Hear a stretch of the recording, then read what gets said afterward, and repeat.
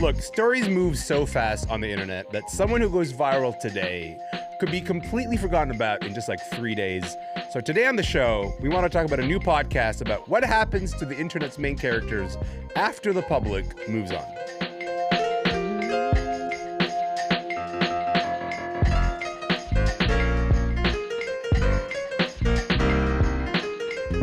I'm Elamin Abdelmahmoud, and this is Commotion. Okay, why don't we begin here? You don't have to come and confess that you did it. We're looking for you. We gonna find you. I'm letting you know now, so you can run and tell that, homeboy. Listen, I'm what they call an elder millennial, which means that I'm of the generation where I was extremely online in 2010. I'm also extremely online in 2024, but we don't have to talk about that. And if you're like me, you probably recognize that as the voice of Antoine Dodson. He got famous because of what he did in an on-air interview with an Alabama TV station. And that interview just completely blew up. Actually, it went so viral that kids back in the day, we used to auto-tune the news, and that little part was auto-tune. It became a song because that was the cool thing to do. Antoine is one of the subjects of this new podcast from writer and comedian Jamie Loftus. It's called 16th Minute of Fame, and it does exactly that. It looks at the origin stories behind all these viral moments, but also what happens when ordinary, average people subtly become the main characters of the internet for a day or two, whether it's the Boston slide cop or the coffee in the garden with my husband lady, or in the dress. Was it blue? Was it gold? I still don't know. But listen, if you recognize any of those phrases, one, it is time to log off. And two, you definitely want to listen to this conversation. I'm a big fan of this podcast, and so are writers Niko, Stratis, and Clare Martin. Niko, Clare, welcome to the show, y'all. Good morning. Hello. Listen, Clare, I'm going to start with you. For those who are not familiar, who is Jamie Loftus, and what makes her uniquely sort of equipped to tell, the story of these viral moments? Yeah, so Jamie Loftus is a comedian, an author, and a podcaster. And especially when it comes to podcasts, she loves a niche subject. So she did one called Lolita Podcast, all about Lolita. She infiltrated Mensa for my year in Mensa. She loves just getting into the nitty gritty of stuff. Yeah. She's also like us chronically online. So I think that's why she is really well equipped to tackle this subject matter. And she's never quite been main character status, but she has been harassed online. So I think she understands what these people have gone through to an extent. Can I just say I resented a little bit you said, like us, extremely online. And I was like, oh no, I think Clare means me also. And then I have to go sit with that. So I'm going to talk to my therapist about it. So thanks for that, Clare. But Niko, listen, aside from your longstanding fandom of Jamie Loftus, what drew you to this show? This part or this aspect of the internet is still kind of unexplored. A thing I really like about Jamie is she's almost like a cultural anthropologist in a way. I think a lot of when people talk about we don't have an Anthony Bourdain anymore, she's kind of a Bourdain for this sort of story, right? At Cast and Mensa and all these sort of things. And this sort of takes these people who existed for a moment and then became a joke that people used them for the rest of their lives. Yeah. And it examines, well, who are they? Where are they coming from? What did they do after this happened? Giving us a complete picture of people that exist in moments that we think about forever, but we don't really think about the people behind it. And I think it's a really fascinating thing to explore because we've kind of never done it, even though the internet's like cable access TV, full of weirdos. Do you want to maybe give an example of the kinds of people who end up on 16th Minute of Fame, Niko? What are these episodes dealing with? I mean, the most recent episode is the 30 to 50 feral hogs guy. And and I say that in because I know who that is, unfortunately. Yeah, exactly. Yeah. And it opens with quoting Jason Isbell and you're like, what is happening here? Do you want to give the context of that story? Because I think it's useful to know, because that's a good example of the kinds of people who become momentarily famous. Jason Isbell was tweeting about gun control after a lot of mass shooting events in the States, and someone quote tweeted him or replied to him. I don't quite recall. They said, what do I do about the 30 to 50 feral hogs in my yard threatening my children on a daily basis? And Jason, as he is wont to do, another eternally online person, I would say, a very good, a solid poster through and through, sort of took this conversation and ran with it. And then other people did, because the sheer notion of 30 to 50 feral hogs threatening your children is baffling. And it blew up the internet. It was all anybody was talking about for days on end. It still recurs today. I have to say that I was there on the internet. I was there. I was there, on the day. sure. I was Yeah, there on you the should have internet pinned. the day that Jason Isbell sort of had this exchange with this dude, and so watching it pick up steam as like the representative, like, hey, here's an argument for less gun control. It was bewildering, but also Clary sort of was clarifying for me because like these moments get frozen in time, like they get sort of completely frozen in time as like a metaphor for something. And I think the story that I think about often, and Jamie Loftus did do an episode about this, is the lady who tweeted about having a coffee with her husband in her garden, and then everybody sort of piled on her, for tweeting about enjoying the simple pleasure as like this is like a very bourgeois thing to do, and how dare you be so privileged? And she became frozen in that moment. So some of these moments, being put under the microscope on this podcast are very recent, though we should say. Like the Boston Slide Cop story only happened last year. Why do you think it's worth analyzing these moments right now, even though we're like just a few months removed from them? I mean, I don't know about you guys, but like since 2020, time is definitely like compressed and like in certain ways for me. And so I feel like so much stuff in the internet is very flash in the pan, and there's like a constant churn of what's going on. And so I think if we don't take a moment to pause and reflect and be like, okay, what happened in this moment? What is the larger context? And what does it say about us that we like had this reaction and that people cared about this? And though I think it's just really great for us to learn from these things, even if they just happened last year. I don't know. Personally, it feels like 5 years ago. It's very weird. That is kind of the pace of how things move on the internet. What about you, Niko? What's your take on the idea that like these moments are actually super recent, but Jamie Loftus sort of gives them this big sort of historical treatment? I think it's important to have context for the way that we move through the world, right? Like when we look back on this era, if we only have memes to look at, we're really going to misunderstand where we were culturally. And I think being able to sort of like expand that and be like, well, what is the Boston Slide Cop? Why were we yelling at this woman for having coffee in the backyard with her partner? Like, what do all these things mean? What do they say about the world around them? And like, we hear a lot about like influencers and all of this stuff, but we don't really see the machine behind the main characters of the internet. And I think that is important context to sort of understand what is happening to us and around us. And it kind of, I don't want to say it bridges gaps between us, but look, it's bringing us all together.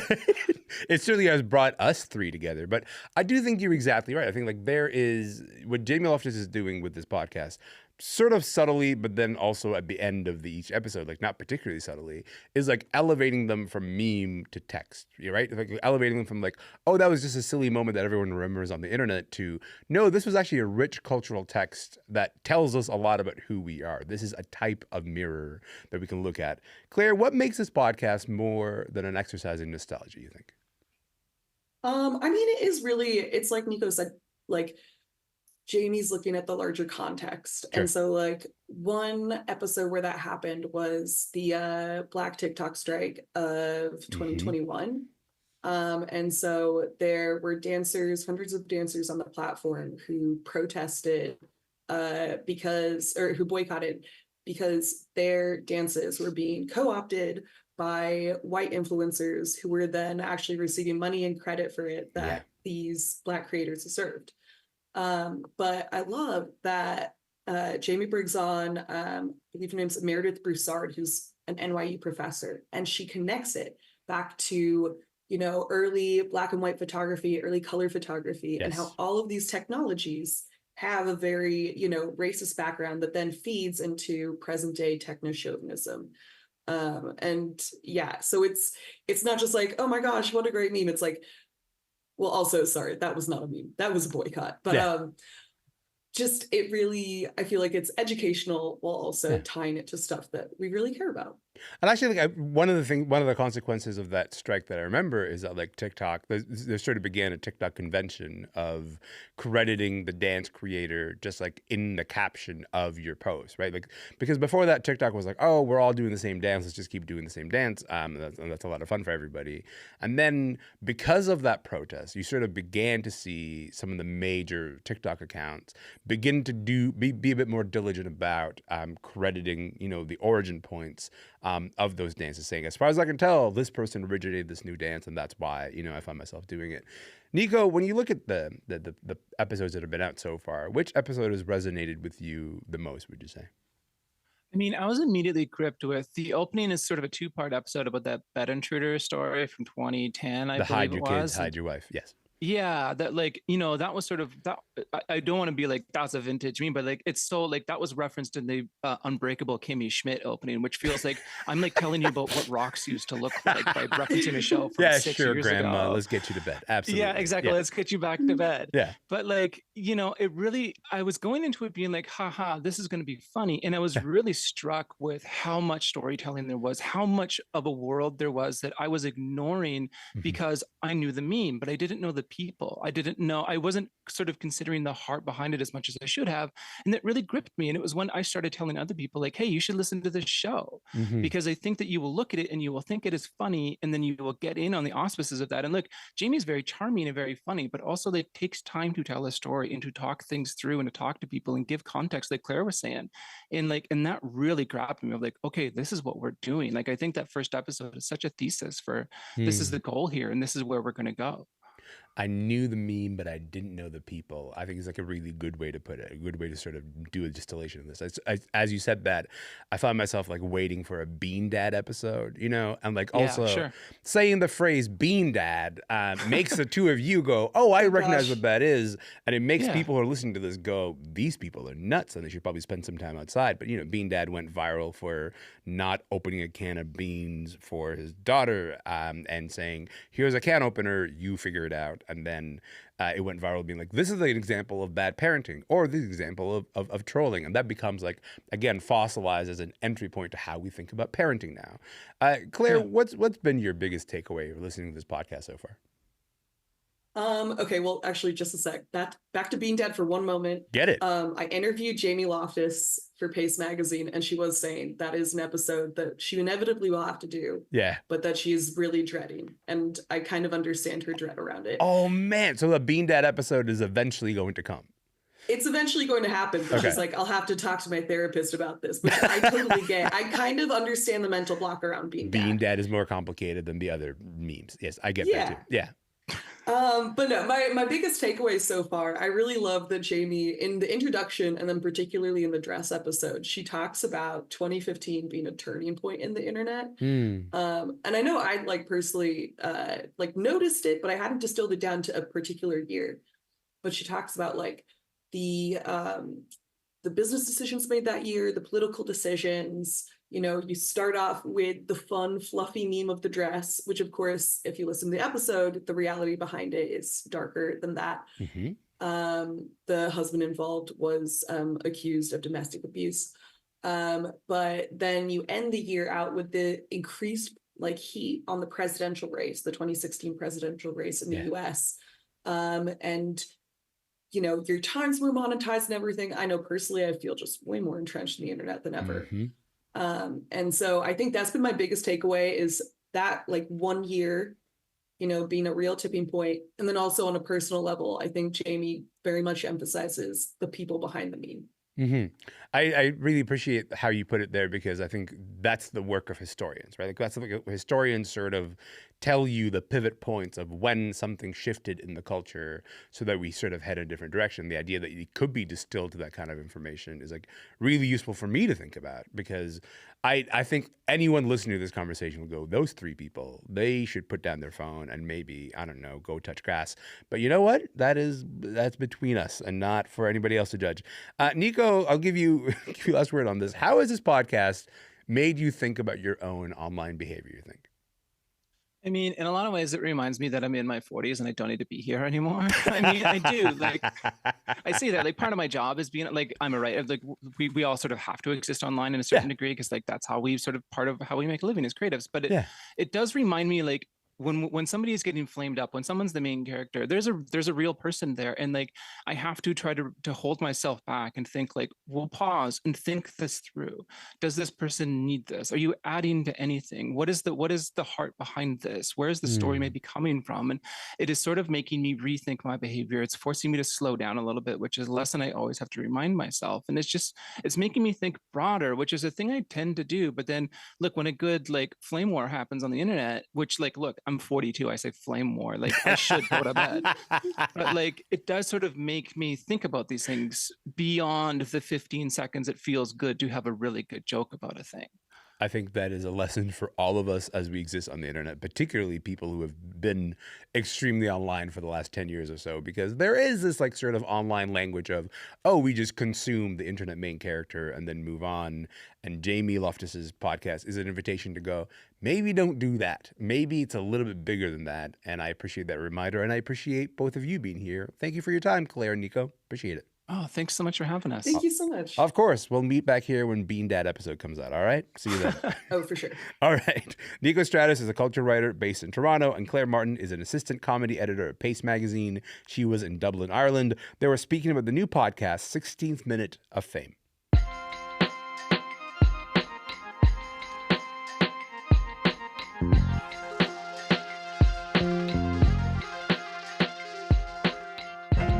I'm Elamin Abdelmahmoud, and this is Commotion. Listen, while you're listening to this podcast, maybe don't forget to give us a follow. You can find us on YouTube and Instagram. We are at Commotion CBC. All right, I want to talk about something that I started noticing lately. People are basically giving up on headphones. I don't know if you've noticed this or not. First of all, let me just say, I realize this makes me sound like Statler and Waldorf, the cranky old men from the Muppets. But you kind of just see it all the time. People blaring music on portable speakers. They're watching a game or scrolling through Reels and TikToks on their phone, not really caring if anyone can hear them. And I'm not just talking about the way that we consume content when we're on our own. I'm talking about sort of like shared spaces, like buses and trains and waiting rooms and the library even. Erik Piepenburg wrote about this recently for the New York Times. He's usually in noisy New York City. Today he's in quieter Cleveland. Erik, how are you, man? I'm doing well, thank you. I'm happy that you're here. Listen, what was the moment for you when you were like, that's it. This isn't just annoying. This is like a story that I need to write. Yeah, I was on an Amtrak train from Washington to New York, and there was a guy in a row and across from me who was, for about 2 of the 4 hours that I was on the train, was playing some sort of sports match, soccer maybe, I don't know, but every 15 seconds there was a whistle being blown, and that's all I could hear. Most people around me didn't seem to care or notice, but it really, I felt almost forced to have to put on my headphones, and luckily I had headphones. Yeah. So I could block it out. But when I got back to New York, I started thinking, am I just a cranky Gen Xer who wants to tell the kids to turn down their music? Or is this guy just a narcissistic, unaware person? And I should say, he looked to me maybe 65. He was older than me. This was not someone in their 20s.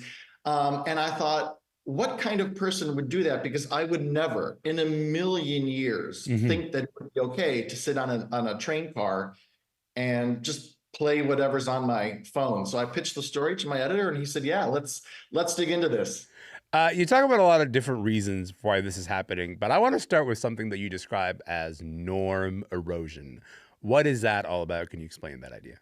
Yeah, norm erosion is this, that if we don't speak up and stop people nicely, of course, from not playing music on their phone, then that will become the norm. I'm not a confrontational guy, so yeah, I could have said, "Hey, put your headphones on," but I just that's not him, so I just put on my headphones. But there was this idea that if people don't engage in norm enforcement, meaning, "Sir, could you please put on headphones," etc., that contributes to norm erosion. And pretty soon, before you know it, we're going to be a world in which it's okay to play your without headphones anywhere. And, you know, we're not talking the park or things like that. We're talking restaurants, doctors' offices, places where we just never would have played a phone before. norm erosion suggests that if we don't say something, that might be the new way to listen to things off your phone. Yeah, I mean, it strikes me as a solipsistic thing to do, right? It strikes me as like it's just me and my phone existing in the space. I'm not really aware of anything else that's happening around me. Can you just talk a little? So norm erosion is one reason. Can you talk about some of the other reasons maybe why this has been happening?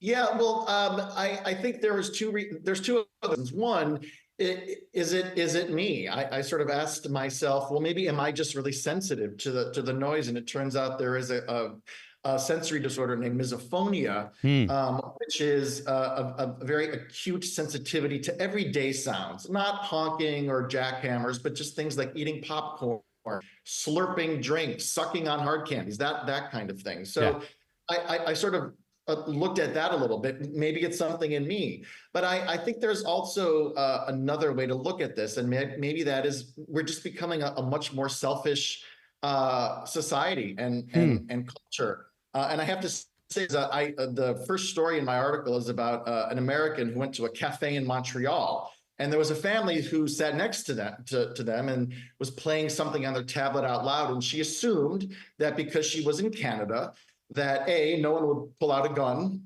as they, in the US. And number two, that of course, Canadians are going to be open to the suggestion of please using headphones. And it turns out that that wasn't the case. That grandma told this woman, why don't you put on headphones? So there was this coarsening of the social, or the breaking down of the social contract in which it was a cafe, so it was a public but also private space. And maybe what's happening is that it's just a coarsening of the way that we interact with each other, perhaps because we spend so much time in lockdown and our house, we're now taking outside of the house. And the things that we would normally do in our house, I don't think twice about doing it in public. And so there are a variety of reasons why this could be happening, and I've certainly noticed it myself. Yeah, and I do wonder, like, the idea that, as more of our lives are lived on our phones, if that means that, for you, as someone who's like going on their phone in public, you just expect that to be a part of your immediate surrounding wherever you are, without really considering that, like, actually, this is just happening on your device, and nobody else's device. But there's this really vivid line in your piece, you wrote that for some people, the public sphere can be a circle of hell. A circle of hell, man. That's a dramatic way of putting it, isn't it?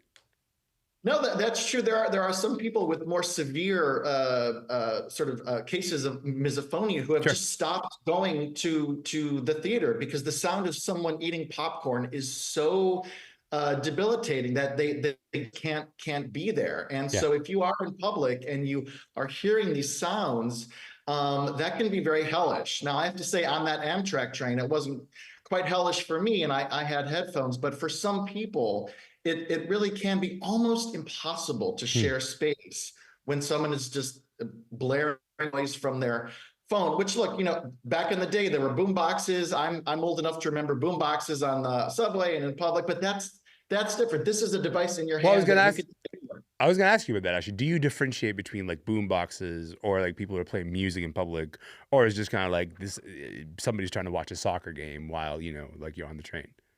It's just different because a boombox you generally wouldn't take to your doctor's office and sit there with a boombox. But I have been at my doctor's office and someone was playing a game show or something, and I thought to myself, this is not the place to be doing that. So it's just the fact that you have it in your hand and can take it anywhere. I think that's what's different here.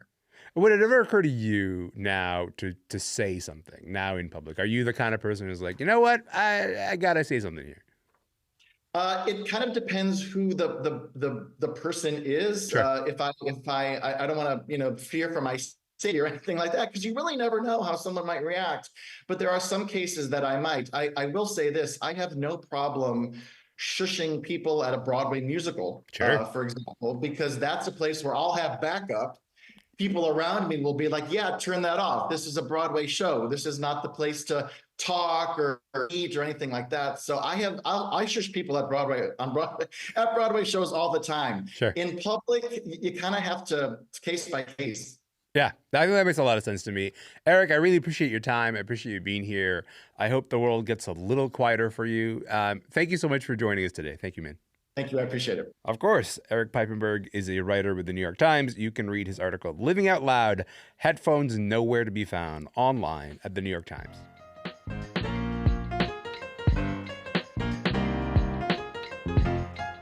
And that is it for the show today. Remember, you can listen to this show anytime you like, wherever you get your podcast. My name is Elamin Abdelmahmoud. You can find us on Instagram at CommotionCBC. And you know what? I'll see you tomorrow.